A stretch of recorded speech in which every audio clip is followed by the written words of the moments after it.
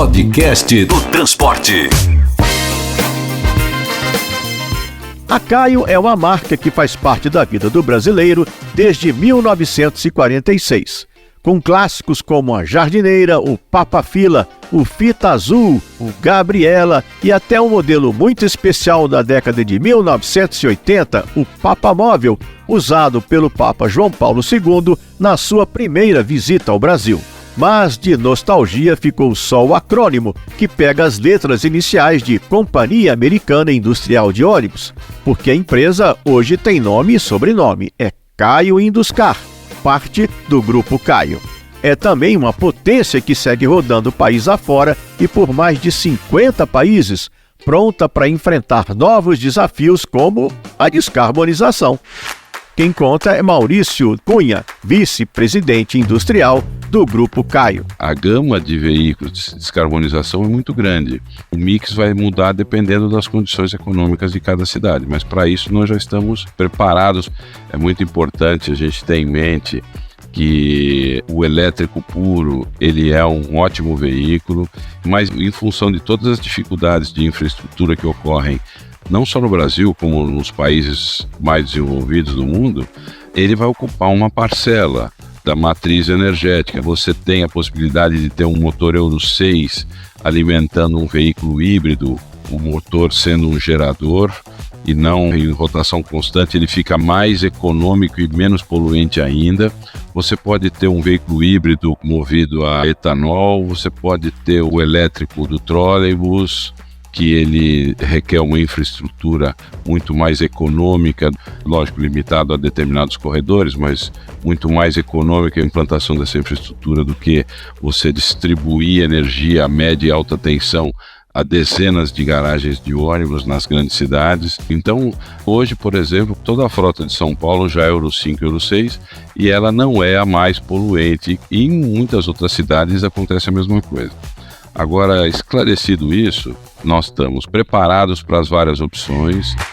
Perguntamos ao VP industrial do Grupo Caio se a conversa sobre descarbonização não havia saído do trilho aqui no Brasil, com o surgimento de um foco exagerado apenas na opção elétrica.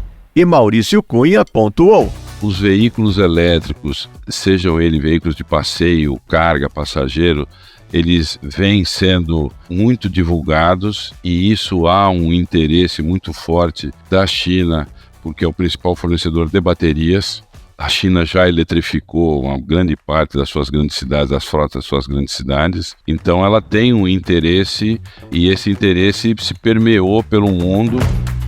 Maurício Cunha acha que aí o Brasil derrapou junto na discussão do tema da descarbonização.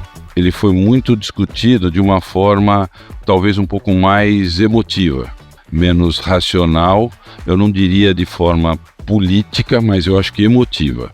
Mas eu acho que com o tempo essas discussões vão se tornando mais técnicas porque a realidade se sobrepõe.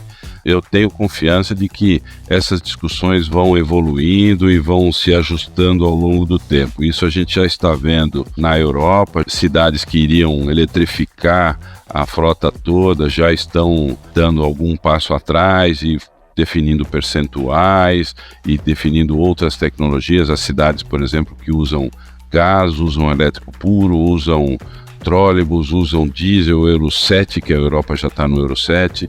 Então, eu acho que depois desse momento inicial de alguns anos de muita emoção, eu acho que a razão ela acaba prevalecendo ao longo do tempo.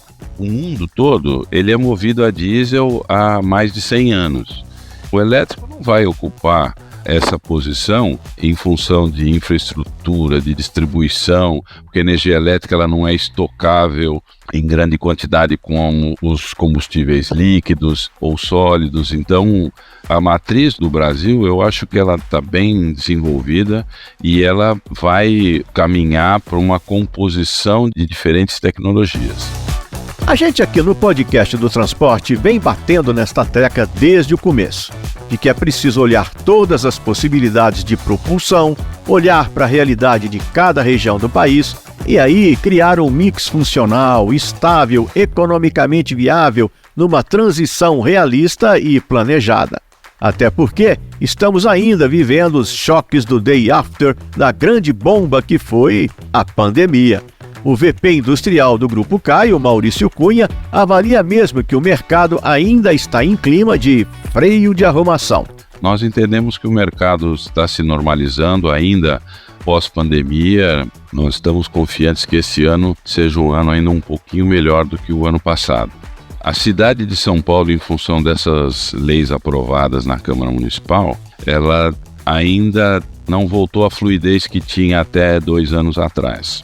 Mas também nós estamos confiantes que isso aí logo vai retomar o seu equilíbrio. O restante do país vem trabalhando de uma forma, nós consideramos normal. Existem várias cidades fazendo avaliação dos veículos elétricos.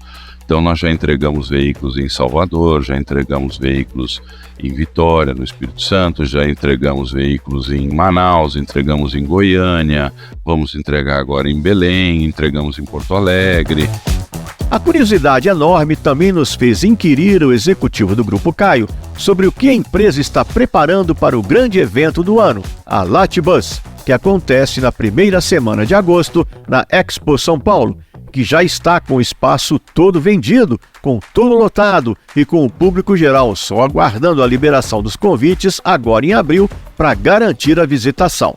Mas o vice-presidente industrial, Maurício Cunha, engatou a primeira, depois pisou no freio e mudou de direção, deixando o mistério no ar.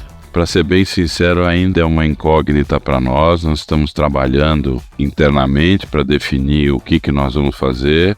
Nós devemos ter apresentação, talvez, de versões, de produtos, mas quem sabe sai algum coelhinho da cartola.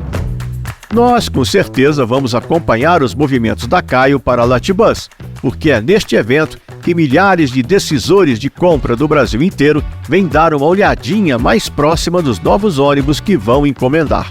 Agora, já que começamos em clima de nostalgia, vamos atualizar uma história que está na cabeça de milhões de torcedores do Corinthians, Brasil afora. É a restauração do Mosqueteiro, um Caio Gaivota 66, ônibus que levou os jogadores aos estádios por muitos anos. Maurício Cunha conta. Nós recebemos uma solicitação da direção do Corinthians. Por ser um veículo Caio e um veículo antigo, ele tem o seu valor histórico interessante. É um Caio Gaivota, é um veículo rodoviário da época. Então nós procuramos trabalhar na restauração da carroceria do ônibus. Então tudo aquilo que nós pudemos e podemos, estamos fazendo para deixar ele bonito e apresentável como se fosse naquela época. Para nós é um motivo de satisfação de poder ter colaborado com essa restauração, que nós entendemos que quem não cuida do passado não tem futuro. Podcast do Transporte.